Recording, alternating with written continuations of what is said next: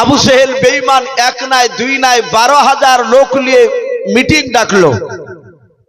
12,000 লোক সবাই বাবজি মক্কা নগরে বসেছিল।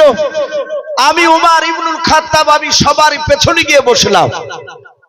আবু সেহেল ডাক দিয়ে বলল, কেউ কি আছো? ওই আব্দুল্লাহর সন্তান মুহাম্মদ সাল্লাল্লাহু আলাইহি ওয়াসাল্লাম অতি বাড়া বেড়ে গিয়েছে, আমাদের বাপ দাদা ধর্মের বিরুদ্ধে কথা বলে।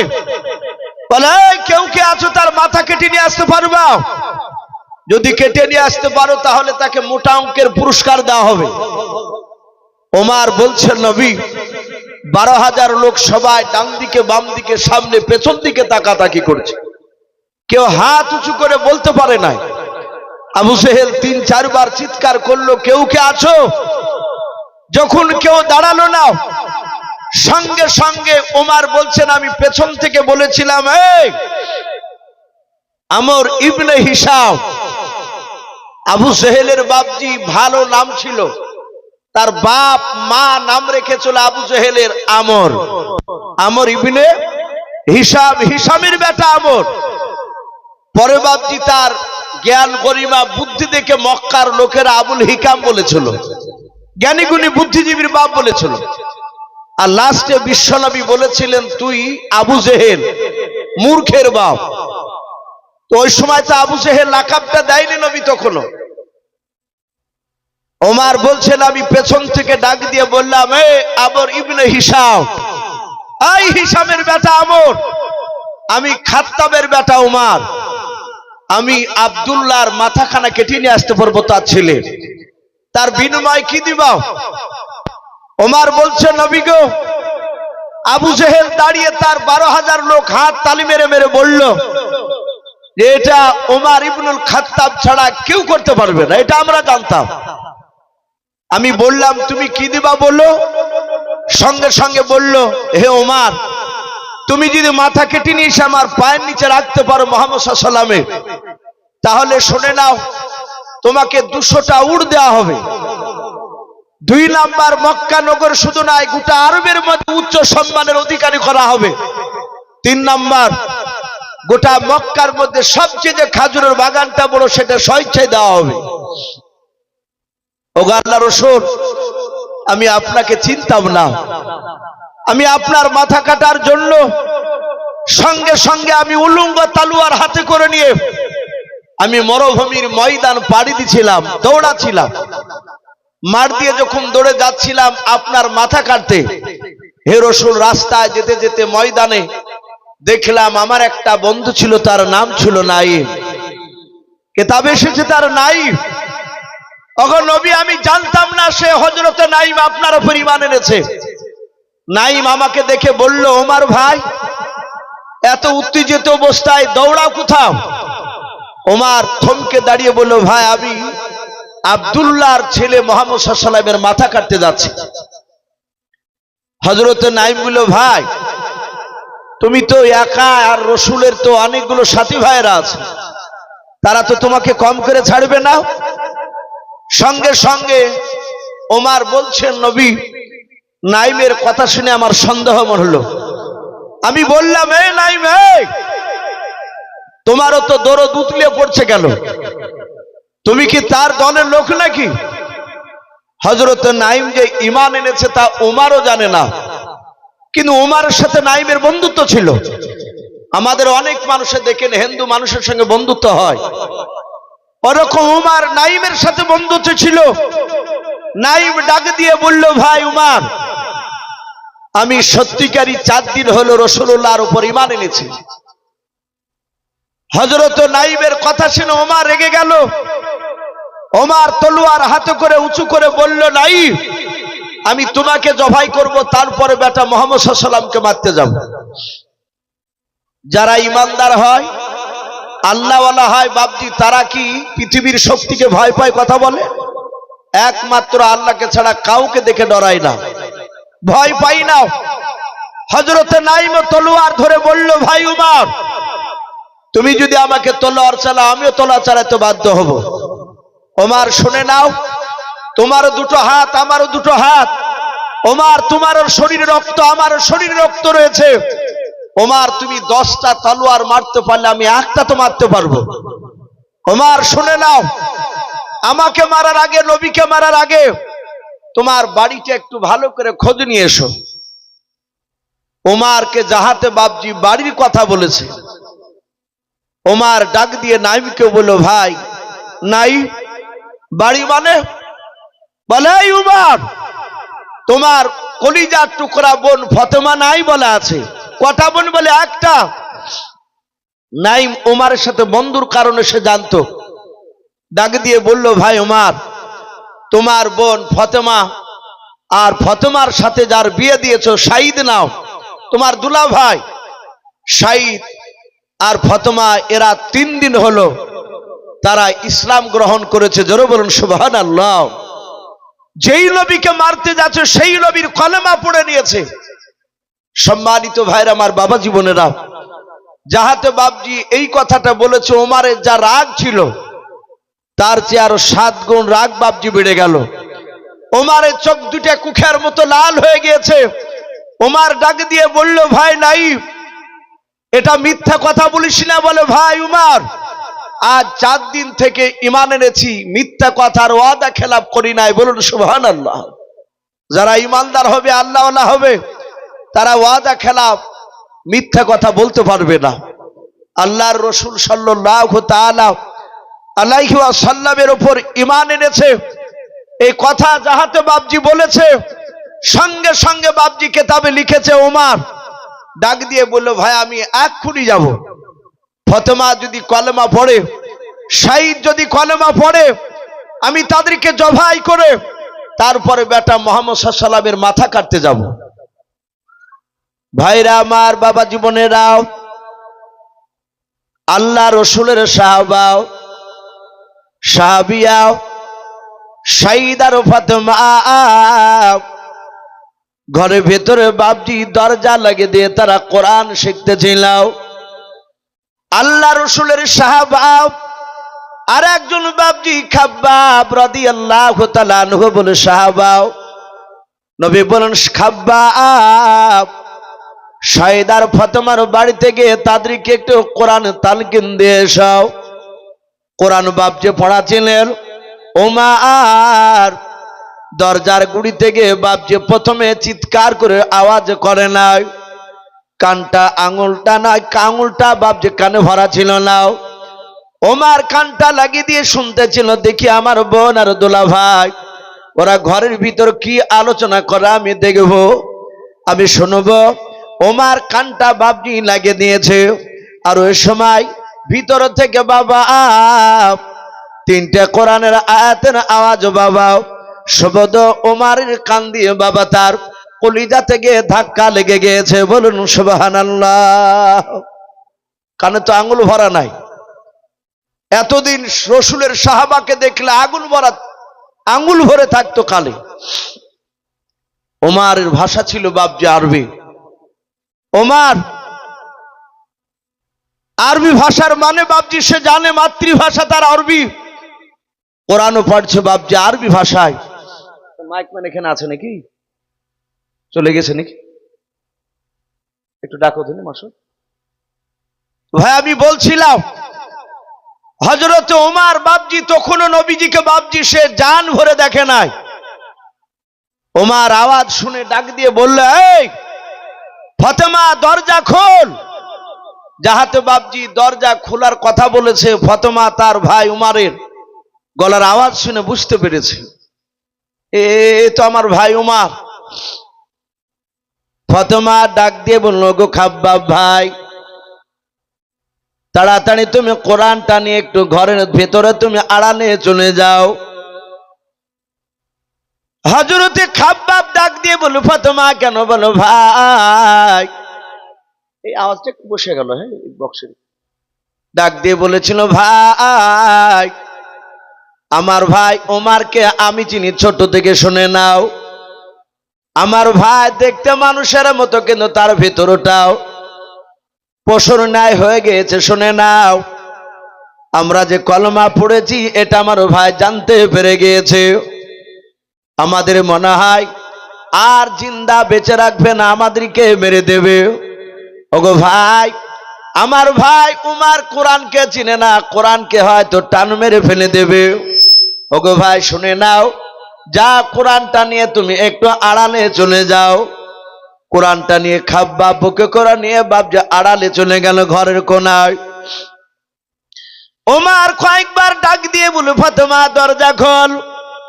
কয়েকবার ডাক দিয়ে বাপজি যখন দরজা খুলতে দেরি হয়ে গেল, ওমর রাগে থাকতে না পেরে বাবা ডান পা দিয়ে দরজায় লাত মেরে দরজাটা ভেঙে ফেললাও। যখনই দরজাটা ভেঙে ফেললাও, ওমর ঘরের ভিতরে বাপজি প্রবেশ করে দেখে আগনাতে তার দোলা ভাই, তার কলিজার টুকরা বনু ফাতেমা বাপজি দাঁড়িয়ে আছে। হযরতে ওমর নিজের ভাই শাহিদের কাছে যাওয়ার পর বাম হাত দিয়ে বাপজি দাড়িখানাকে ধরে ফেললো। শাহিদের ওমর ডান হাতে তলোয়ার খানা ধরে আছে।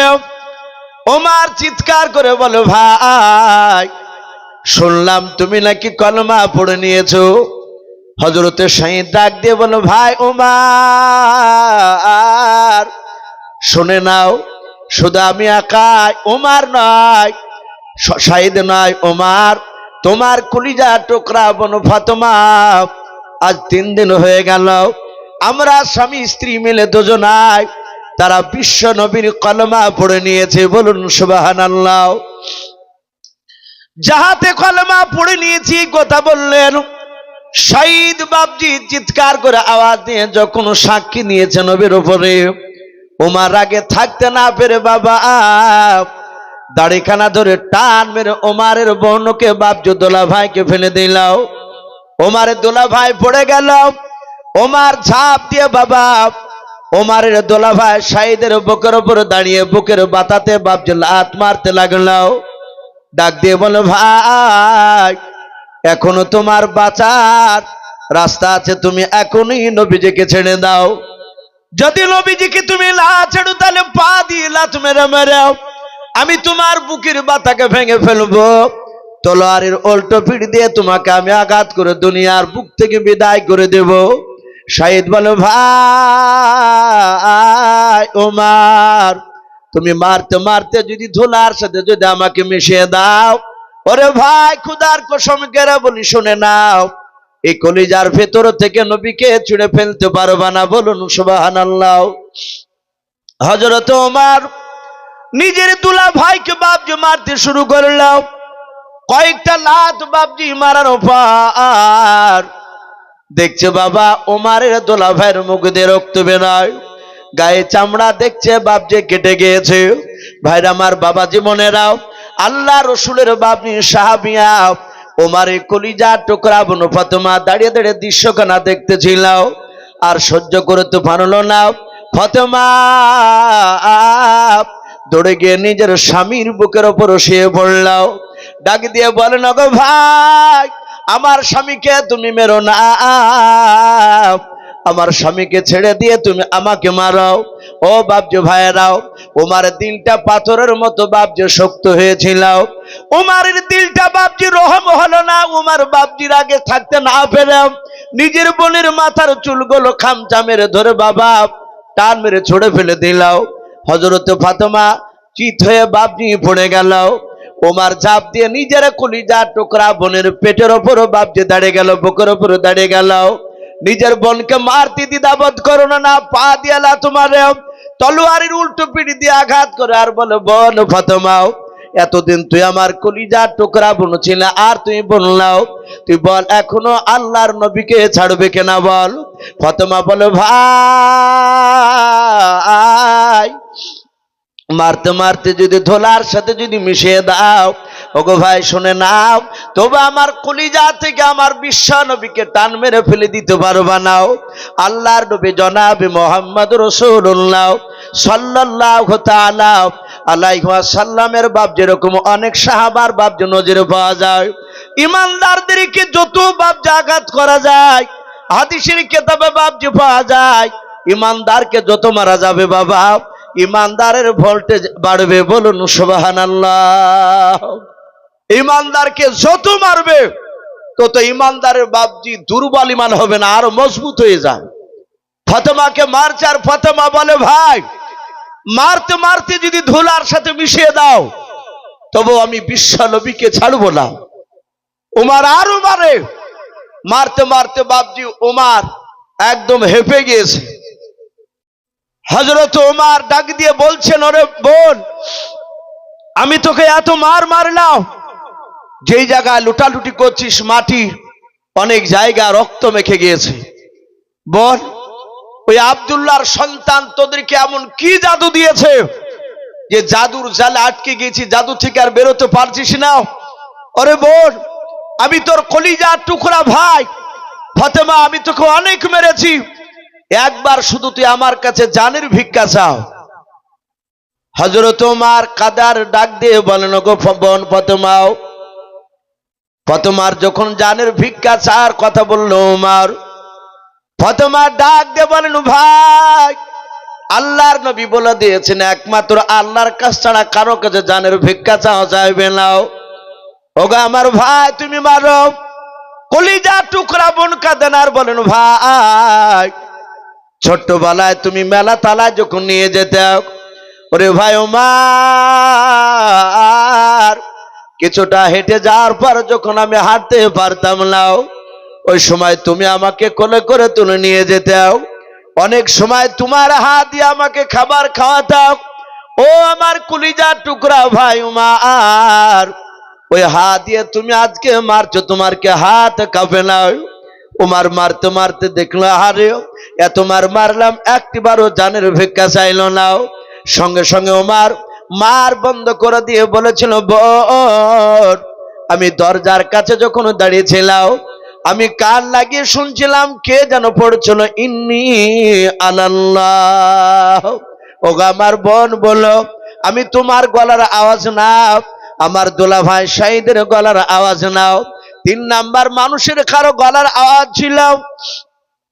এই বোন ফাতেমা, তুমি বলো ঘরের ভিতর থেকে কে যেন কি যেন পড়তেছিল? আল্লাহর নবী জনাবে মুহাম্মদ রাসূলুল্লাহ সাল্লাল্লাহু তাআলা আলাইহি ওয়াসাল্লামের বাবা সাহাবিয়া হযরত ফাতেমা তো জোহরা নাই, এ আল্লাহর ওমরের বাপনি বোন ফাতেমা ডাক দিয়ে বলেন, ভাই, আমার বিশ্ব নবীর উপর কোরআন নাজিল হয়েছিল, ওই কোরআনটা খাব্বাব নামক একজন সাহাবা ঘরের ভিতরে আমাদেরকে কোরআন শিক্ষা দিচ্ছিলেন। ওমর ডাক দিয়ে বলছেন, বোন, একটু আমার কাছে একটু বইটি নিয়ে আয় তো, কিতাবটা। ওমরের বোন বলছেন, ভাই, তোমাকে স্পর্শ করতে দেওয়া হবে না। বলে কেন? বলে তুমি অপবিত্র অবস্থায় আছো, নাপাক অবস্থায় আছো। ওমর বলল, বোন, আমি ছুবো না, একটু আমার সামনে পড়। আল্লাহ রাব্বুল আলামিন নিজে বলেন, মা ইয়াহদিহিল্লাহু ফালা মুদিল্লা লাহু ওয়া মা ইউদ্লিলহু ফালা হাদিয়া লাহু। আল্লাহ বলেন, আমি যাকে হেদায়েত বানাবো, পৃথিবীর মানুষ নাই বাপ যে তাকে গুমরা বানাতে পারবে, আর আমি যাকে গুমরা বানাবো, হেদায়েত বানাবো, পৃথিবীর মানুষ নাই তাকে বাপ যে গুমরা বানাবে। সম্মানিত ভাইরা আমার, বাবা জীবনেরা, আল্লাহর নবী জনাবে মুহাম্মদ রাসূলুল্লাহ সাল্লাল্লাহু তাআলা আলাইহি ওয়াসাল্লামের চেহারা তখন ওমর ভালো করে দেখেছিল না। ওমর বাপজি জাহাতের সামনে হযরতে খাব্বাব, উনি কয়েকটা বাপজি কোরআনের আয়াত তেলাওয়াত করেছেন, কেউ বলেছেন সূরা তাওবা, কেউ বলেছেন সূরা তাহা। ওমরের চোখ দিয়ে বাপজি ঝরঝর করে পানি ঝরছে শুনে ওমর বলছেন, বোন রে, এত সুন্দর বাণী কোথায় পেলি তোরা? ফাতেমা রক্তাক্ত শরীর নিয়ে বলছেন, ওগো ভাই, যেই নবীর ওপর কলেমা পড়ার জন্য এতক্ষণ ধরে আমাকে আমার স্বামীকে মারিলে, সেই নবীর ওপরে কোরআন নাজিল হয়েছে। ওমর বলল, বোন, এত সুন্দর বাণী তার কাছে পাওয়া যায়? বলে হ্যাঁ। সঙ্গে সঙ্গে বাপজি ওমর বলল, বোন, আমাকে এক্ষুনি নিয়ে চল সেই নবীর কাছে, আমি তার মুখ থেকে কথাগুলো একটু শুনতে চাই। সম্মানিত ভাইরা আমার, বাবা জীবনেরা, আল্লাহ রসুলের বাপজি সাহাবা হযরতে সাঈদ আর সাহাবিয়া ফাতেমা, এরা স্বামী স্ত্রী দুজনাই। খাব্বাব নামক সাহাবা তিনিও ছিলেন। আল্লাহ রসুলের বাপজি দরবারে ওমরকে নিয়ে যাচ্ছেন।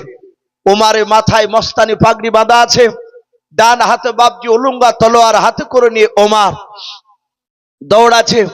ওমরের সঙ্গে ওরা 3 জোড়া বাপজি দৌড়ায়। আল্লাহ রসুলের কাছে বাপজি তখনও কাছাকাছি পৌঁছাতে পারেনি ওমর। প্রায় 60 থেকে 70 হাত দূরে আছে আল্লাহ রসুলের সাহাবা হযরতে বাবজি আপনার যারা সাহাবা ওখানে বসেছিলেন সবাই সঙ্গে সঙ্গে বললেন, ওগো আল্লাহর নবী জনাবে মোহাম্মদ রাসূলুল্লাহ সাল্লাল্লাহু আলাইহি ওয়াসাল্লাম। তিনি ডাকে বলেন, ওগো সাহাবা কি বলতে চাও বলো। ডাক দিয়ে বলছে, নবী গো, ওই দেখেন দেখেন ওমর, আপনার আমার দুশমন ওমর তলোয়ার হাতে করে নিয়ে তার দুলাভাই তার কলিজার টুকরা বোন ফাতেমা আর খাব্বাবকে পাঠিয়েছিলেন তার বাড়িতে। ওই খাব্বাব 3 জনকে টেনে নিয়ে আসছে। আমার মনে হয় তারা কলেমা পড়েছে, এটা জোর করে, এটা জানতে পেরে ধরে জোর করে নিয়ে আসছে আপনার দরবারে। আপনাকে জবাই করবে, আমাদেরকে জবাই করবে, তারপরে হয়তো ওদেরকে জবাই করবে। হে নবী, আপনি একবার হুকুম দেন। ওমর আপনার দরবারে আসার আগে আমরা অনেকগুলো সাহাবা আছি, আমরা দৌড়ে গিয়ে ওমরকে জবাই করে আমরা জাহান্নামে পাঠিয়ে দেব। আল্লাহ রসুল বাবজি এইভাবে পেছন দিকে ঘুরে তাকালে তাকে বলছিল, গো সাহাবা তোমরা কি জানো ওমর আমাকে সত্যি করে মারতে আসছে? বলে, হুজুর আমরা এটা গ্যারান্টি দিতে পারবো না, কিন্তু আমাদের তো দুশমন, ও নিশ্চয় আপনাকে মারতে আসছে। আল্লাহ রসুল বলছেন, গো সাহাবা একমাত্র অন্তর খবর, গায়েবের খবর আমার আল্লাহ জানেন। বলুন সুবহানাল্লাহ। এই সাহাবা, আমি নবী আমিও জানি না। শুনে নাও, আমার ওমর এটাও হতে পারে ওমর আমাকে মারতে না এসে আমার কাছে হয়তো ঈমান আনার জন্য দৌড়ে আসতে পারে। সাহাবারা বলছেন, হুজুর ওটাও হতে পারে, কিন্তু আমরা বলতে পারবো না, আমাদের দুশমন। এই কারণে আমরা বলছিলাম যে আপনার কাছে আসার আগে হুকুম দেন, আমরা তাকে গিয়ে জবাই করে দিই। আল্লাহর নবী বলেন, সাহাবারাও তোমরা সবাই মিলে বসে যাও, কেউ সামনে যাবা নাও। অনেকগুলো সাহাবা ছিল, নবীর কথা শুনে তারা বসে পড়লেন। আল্লাহর নবীজি সাহাবা উমারের দিকে বাবা তাকে দেখেন, উমার তখনও নবীজির কাছাকাছি আসতে পারে না, বেশ কিছুটা দূরে আছে। আল্লাহর নবী উমারের দিকে তাকে আর দাঁড়িয়ে থাকতে পারলেন না। আল্লাহর নবীজি নবীর জায়গা থেকে সাহাবাদেরকে বলে, সাহাবারা কেউ তোমরা যাবা না, এখানে দাঁড়িয়ে থাকো। আল্লাহর নবীজি উমারকে দেখে বাবজি সোজা উমারের দিকে দৌড়ে চলে গেলেন। উমারের কাছে যাওয়ার পর উমারের কলার খানা নবীজির ডান হাত দিয়ে বাবজি ধরলেন। উমার দাঁড়িয়ে গেল। উমারের বোন ফাতেমা, তার দুলা ভাই শাহিদ আর খাব্বাব, তারা 3 জনের পাশে বাবজি দাঁড়িয়ে গিয়েছে। আল্লাহর নবী যে উমারের কলার খানা ধরে কাঁদেন আর বলেন, উমার আর কতদিন পাগলামি করবারে উমার। আল্লাহর নবীজির মধুর আওয়াজ, আল্লাহ রসুলের বাবজি কান্না দেখে উমার আর থাকতে পারে নাই। উমার বাবজি নবীজির পূর্ণাঙ্গ চেহারার দিকে ফ্যাল ফ্যাল করে চেয়ে আছে। উমারের 2 চোখের কোনা দিয়ে ঝরঝর করে বাবজি পানি ঝরতে লাগলো। ও বাবজি সাহাবা, আল্লাহ রসুলের সাহাবারাও, হযরত আবু বকর বলেন, পূর্ণিমা চাঁদ যেদিন হয় সেই দিনকে আমি আল্লাহর নবী দুজনাই দাঁড়িয়েছিলাম। আল্লাহর নবী বলেন, ওরে আবু বকর তুমি বারবার কেন আসমানের চাঁদের দিকে তুমি তাকাও, আমার দিকে কেন তাকাচ্ছ মালাও? হযরত আবু বকর বলেছিলেন, নবী শুনে নেন, এতদিন আপনার চেহারা দেখেছিলাম নবী গাও, আজকে রাত্রি বেলায় পূর্ণিমার চাঁদ, ও আল্লাহর নবী আমি চাঁদের দিকে কয়েকবার তাকালাম, আপনার চেহারার দিকে আমি চেয়ে চেয়ে দেখলাম নবী। শুনে না নবী গাও, আপনার চেহারার দিকে তাকে দেখলাম চাঁদে দাগ আছে, তো নবী আপনার চেহারাতে দাগ নাই। বলুন সুবহানাল্লাহ। ওগো আল্লাহর নবী, আপনার এত সুন্দর চেহারা, আল্লাহর দুরুদির নবীর চেহারা কেন মার এর আগে বাপজি কোনোদিন দেখেছিলেন নাও? নবীকে দেখলে বাপজি মুখটা ফিরে নিয়ে দাঁড়িয়ে থাকতো, আল্লাহর নবীকে দেখলে বাপজি আড়াল হয়ে যেত। সেই উমার নবীর চেহারার দিকে চেয়ে আছে। আল্লাহর নবী কলার খানা ধরেন আর কাঁদেন আর বলেন, ওমর আর কতদিন পাগলামি করবে রে ওমর? আল্লাহর নবী বলেন, ওমর ওই দেখো তোমার সাথে ভাইয়েরাও। ওরে ওমর শুনে নাও, তোমার বন্ধুরা শুধু তোমার ভয়ে প্রকাশে কলমার দাওয়াত দিতে আমরা পারি না। ওরে ওমর শুনে না, তুমি তোমার সাথী ভাইদেরকে নিয়ে কবে তুমি ইমানের দাওয়াত দিতে যাবা ওমর? অনেক পাগলামি করেছে, আর পাগলামি করো নাও। আল্লাহর নবীর কাঁদন থেকে ওমারও বাপ যে কান্না করেছে না হাওমা করে, আল্লাহর নবীর পায়ের তলে তলোয়ার খানা ওমার রেখে দিয়াও। আল্লাহর রসুলকে ডাক দিয়ে বলে, নবী গাও, এই তলোয়ার খানা রেখে দিলাম। নবী, আমি অন্যায় করেছি নবী, এই তলোয়ার দিয়ে হয় আপনি আমাকে জবাই করে দেন, নতুবা নবী আপনি আমাকে ক্ষমা করে দিয়ে কলমা পড়ে নেন। আল্লাহর দরুদি নবী, রহমতের নবী সঙ্গে সঙ্গে উমারকে বাপজি পাঞ্জা মেরে ধরে বুকের সাথে জোড়ে ধরে আল্লাহর নবী যে বাবা ওমারের কপালে চুমা দিয়ে বলছেন, রে ওমার, আমি দুনিয়ার বুকে বদলা নিতে আসি নাই, বলুন সুবহানাল্লাহ। আল্লাহ রসুল বলেন, ওমর, আমি তোমাকে ক্ষমা করে দিয়েছি ওমর, আমি বদলা নিতে আসি নাই। উমার পড়ে না কলমা লা ইলাহা ইল্লাল্লাহু মুহাম্মাদুর রাসূলুল্লাহ সাল্লাল্লাহু তাআলা আলাইহি ওয়াসাল্লাম। বাপজি সেই উমার আল্লাহ রসুলের কাছে বাপজি পা দুখানা জোরে ধরে বলছেন, নবী, আমি এইভাবে ঈমান এনেছিলাম আপনার দরবারে, আপনার সব সাহাবারা আমার কথাগুলো শুনতে পেল। ওগো আল্লাহ রসুল, আপনি আমাকে সেই দিনের আমি যে অন্যায় করেছিলাম আপনি আমাকে ক্ষমা করে দেন। বাপজি আমার সোনা লালেরা, আমার বিশ্ব নবী বললেন, ওমর, আমি ক্ষমা করে দিয়েছি, ওমর তুমি বসে যাও। ওমর বাপজির সঙ্গে সঙ্গে আল্লাহ রসুলের কাছে বাপজি বসে পড়লে। সম্মানিত ভাইরা আমার, বাবা জীবনেরা, আরো যে হাজার হাজার সাহাবা ছিল, নবী আমার উসমান গনি, আলী রাদিয়াল্লাহু তাআলা আনহু, এভাবে অনেক সাহাবার কাছে বিশ্ব নবী আমার হাত দুখানা ধরে ধরে ক্ষমা চাইছিলেন। আবু বকর সিদ্দিক রাদিয়াল্লাহু তাআলা আনহু তিনি মনে মনে ভাবলেন, আমার নবী এইভাবে প্রতিটা সাহাবার কাছে ক্ষমা চাওয়া মানে এটা আমাদের কাছে বিশ্ব নবীকে বেয়াদবি করা হচ্ছে মনে হচ্ছে, এটা আল্লাহ রসুলের কাছে আমাদের অপমান করা হচ্ছে। সঙ্গে সঙ্গে আবু বকর বলছেন, ওগো নবী, আপনি এইভাবে প্রতিটা সাহাবার কাছে ক্ষমা চাইবেন না। ওগো আল্লাহর নবী, আপনি অন্যায় করেননি, আমরা সাহাবা আমরা অন্যায় করেছি। নবী আপনি বলেছেন সব সাহাবার চেয়ে দামি সাহাবা আবু বকর, প্রতিটা সাহাবা আমাকে দামি সাহাবা বলে মানে। ওগো আল্লাহ রসুল শুনে নেন, এখানে যতগুলো সাহাবা আছে সবারই তরফ থেকে আমি আবু বকর, আমি আপনাকে সবাই মাফ করে দিলাম। ওগো আল্লাহ রসুল, আপনি আমাদেরকে ক্ষমা করে দেন। আল্লাহ রসুল সঙ্গে সঙ্গে বললেন, ওগো ওমর, আমি সবাইকে মাফ করে দিলাম, তোমরা কি সবারই তরফ থেকে তুমি মাফ করে দিয়েছো? বলে হ্যাঁ। কোন সাহাবা আশা করি বাধা দিবে না। যাহাতে নবী বলেন, আমিও মাফ করে দিলাম। কেতাবে লিখেছে, মাহফিলের মাঝ থেকে একজন সাহাবা, যুবক সাহাবা, তিনি বাপজি দাঁড়িয়ে বলছেন, ওগো আল্লাহর রসুল, প্রতিটা সাহাবা আবু বকরকে দায়িত্ব দিতে পারে, আমি আপনার সাহাবা সাদ ইবনে আবি ওয়াক্কাস, ওনার নাম এসেছে কেতাবে, যিনি দাঁড়িয়েছিলেন মাঝখান থেকে ডাক দিয়ে বলছেন, ওগো নবী, সাদ ইবনে আবি ওয়াক্কাস, আমি প্রতিটা সাহাবা মাফ করে দিতে পারে, ক্ষমার দায়িত্ব দিতে পারে আবু বকরকে, আমি কিন্তু সাদ ইবনে আবি ওয়াক্কাস দায়িত্ব দিই নাই। ওগো নবী, আপনি আমাকে একদিন চাবুক দিয়ে মেরেছিলেন, আজ আপনি বলেছেন হয় ক্ষমা করে দাও, নতুবা তার প্রতিশোধ বদলা নিয়ে নাও। ওগো আল্লাহ রসুল, আমি আজকে আপনাকে যতক্ষণ পর্যন্ত না মারবো ততক্ষণ পর্যন্ত আমি সাদ ইবনে আবি ওয়াক্কাস আমি আপনাকে ক্ষমা করব না। জোরে বলুন সুবহানাল্লাহ। বাপজি আমার সোনা লালেরা, সাহাবারা সকলে বাপজি আশ্চর্য হয়ে গেলে, আল্লাহ রসুলের সাহাবারা সকলে কাঁদতে লাগলে। সাদ ইবনে আবি ওয়াক্কাস নবীকে মারবে, যে সাদ ইবনে আবি ওয়াক্কাস নবীর জন্য জীবন দিতে বাপজি অনেক সময়তে তিনি রাজি হয়েছিলেন, যুদ্ধের ময়দানে গিয়েছে নবীর দিলকে টিকে রাখার জন্য। আর সেই সাহাবা আল্লাহ রসুলকে বলছে যে আমি চাবুক দিয়ে আমি আপনাকে না মারা পর্যন্ত মাফ করব না। ভাই, আমি আপনাদের কাছে কিছুক্ষণ বাপজি, বেশি নয়, আমার পূর্বেকার বক্তা হযরত মাওলানা কারি রিয়াসতুল্লাহ সাহেব দামাত বারাকাতুহুম আলিয়া, উনি বাপজি 500 টাকা করে আপনাদের কাছে বাপজি 42 নম্বর পেয়েছিলেন, আর বলছিলেন যে ইউসুফের হাতে আর 9 জনা বলে শেষের বেলা একটা দিয়ে 42 জন হলো, 8টা বাপজি বাকি আছে।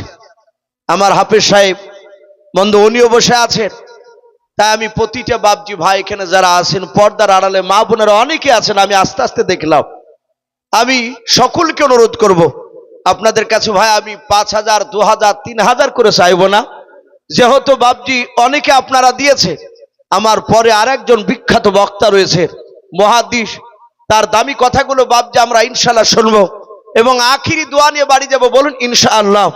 তার আগে বাপজি আমি আপনাদের কাছে বেশি না, মাত্র মিনিট 15 একটু দেখতে চাই। তাই বাপজি প্রথমে বাপজি আমি আপনাদের কাছে একটু অনুরোধ করব যে 500 খান করে টাকা বাপজার 8 জনা বাকি আছে, এই 8 জনা ইনশাআল্লাহ একটু চটচট করে একটু হাত উঁচু করে একটু বলবে। আর যদি বাপজি একটু মোটা অঙ্কের টাকা, খুব বেশি নয়, 1005 টাকা যদি বাপজি দুটো মানুষ যদি একটু থাকতে পারেন এই মাহফিলে, যদি কোনো আল্লাহর বান্দা বান্দি যদি থাকে বাপজি, কাছে না থাকলে একটু ওয়াদা করবে, আমি দুটো 5টা হাজার করে মানুষকে একটু দেখতে চাই, দুজন ব্যক্তি। আর 500 খান করে টাকা বাপজি 8 জনের কাছে, বাপজি একটু চটচট করে আসি ইনশাআল্লাহ। আশরাফুল হক, এই দেখেন আশরাফুল হক, উনি বলছেন 1000 টাকার দাতা, বলুন মারহাবা। আল্লাহ তার 1000 টাকা ভাই একটু আসি ভাই, একজন আশরাফুল শেখ 1000 টাকা দাতা, আল্লাহ তার 1000 টাকা দানকে আল্লাহ কবুল করুন, বলুন আল্লাহুম্মা আমিন। ভাই একটু ঝটঝট করে আসি ভাই ইনশাআল্লাহ। আমি কথা বলতে বলতে একটু বাপজি রেখেছি যে আল্লাহ রসুলকে বাপজি একজন সাহাবা চাবুক দিয়ে বাপজি মারতে চাইলে, আমি আর কিছুক্ষণ আপনাদের সামনে বাপজি আলোচনা করে ইনশাআল্লাহ বিদায় নিব, কারণ আমার উস্তাদ হযরত মাওলানা বাদরুল আলম সাহেব দামাত বারাকাতুহুম আলিয়া তিনি আসবেন। ভাই একটু আসি, এখানে অনেক আছেন ভাই। এই ইমানদার বাপজি খাজুর গাছের সঙ্গে বিশ্বনবী তুলনা করেছে, একবার দি বাপজি শেষ নয়। মাশাআল্লাহ, কি নাম হাফেজ সাহেব? শালা বাবু। কারণ ভাই দেখছি অনেক মানুষকে, যে সময় আমি পড়তাম অনেকের বাপজি, আপনার না হালিম শেখ, অনেকের দাড়ি ছিল না, তাদের দাড়ি হয়ে গেছে অনেক। তাই বাপজি প্রায় মুখ চিনা, আমি প্রায় মানুষকে চিনতে পারছি। এ দেখেন হাফেজ সাহেবের শালু বাবু 1000 টাকা, হালিম শেখ 1000 টাকা, আল্লাহ তাদের দুজনের এক এক করে 2000 টাকা দানকে কবুল করুন। মহবুল শেখ নারে তাকবীর, ভাই 500 টাকা করেছি 1000 করে দিচ্ছে মহবুল শেখ, উনিও 1000 টাকার দাতা, আল্লাহ তার 1000 টাকা দানকে আল্লাহ কবুল করুন, বলুন আল্লাহুম্মা আমিন।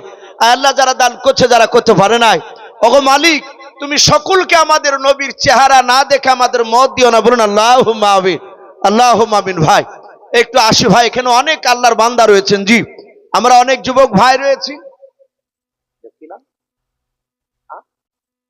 রোমানা দেখেন, ছোট্ট একটা বিটি আমার রোমানা, সামনে করে রাখেন।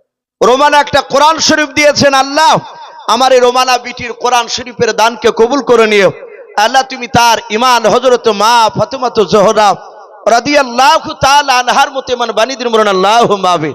ভাই আমি মিনিট 15 একটু দেখতে চাই।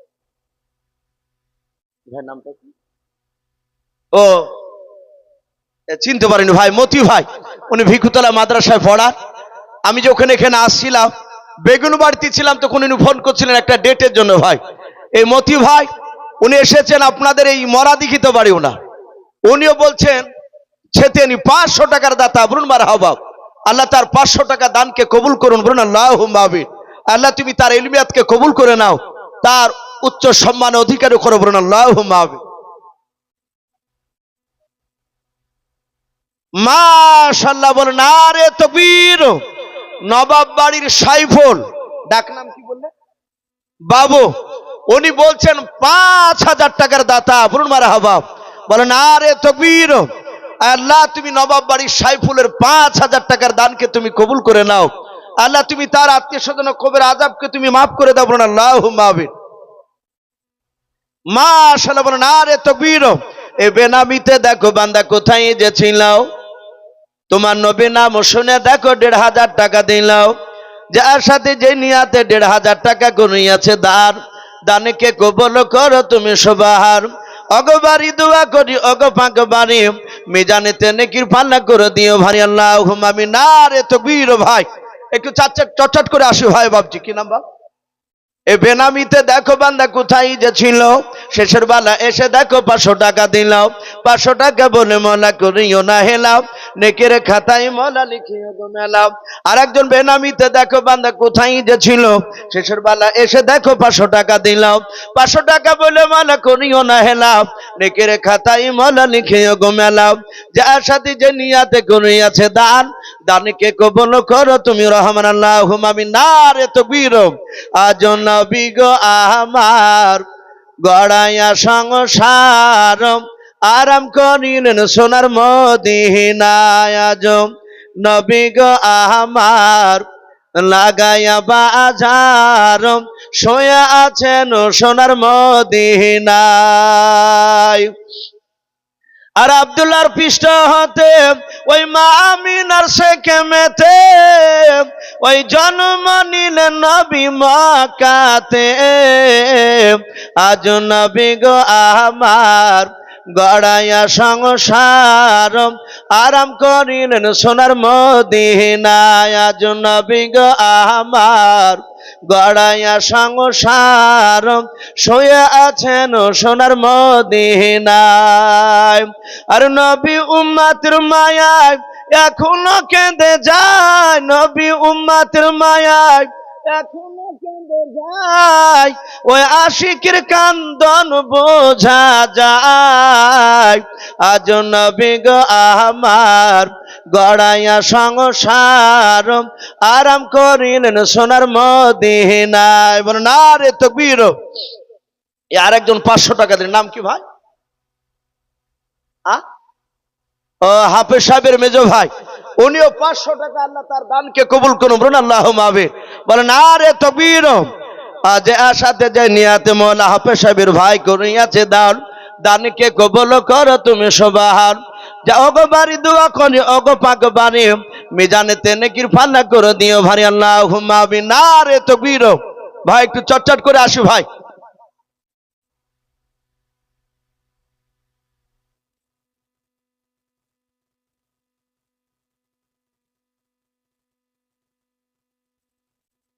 মাশাআল্লাহ, বলেন না রে তাকবীর।